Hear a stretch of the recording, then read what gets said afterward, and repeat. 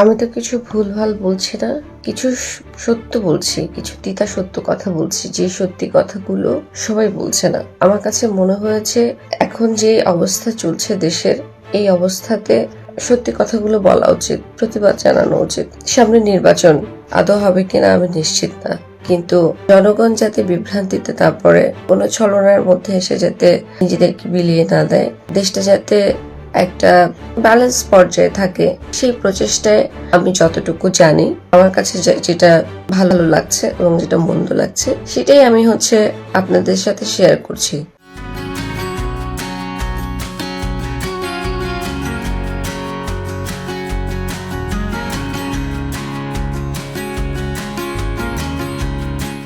কিন্তু তার পরিবর্তে আমাকে জবাই করতে চাচ্ছেন, সেটা কেন?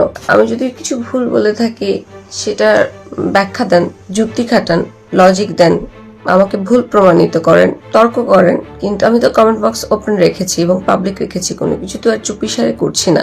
আমাকে বিভিন্ন টেক্সট, 200-র উপরে টেক্সট, এই টেক্সটের মধ্যে 200 টেক্সটেই আছে আমাকে জবাই করতে চায়, আমাকে মেরে ফেলতে চায়, আমি কোথায় আছি আমার ঠিকানা চায়। সেটা কেন?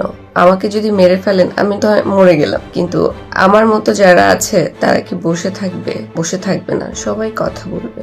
আজকে আমাকে মেরে ফেলতে চাচ্ছেন, ধরেন আমি মরে গেলাম, কালকে আরেকজন নীলা ইস্টাফিল দাঁড়িয়ে যাবে। সুতরাং আপনারা যে দুর্নীতিগুলো করছেন সেটা বরং বন্ধ করেন। আর আমি যদি ভুল কথা বলি, সেটা লজিক দিয়ে ব্যাখ্যা করেন। মেরে ফেলতে চাওয়া, কেটে ফেলতে চাওয়া, জবাই করতে চাওয়া, এটা কোনো সমাধান না। সমাধানে আসেন, দেশটাকে ভালো রাখেন,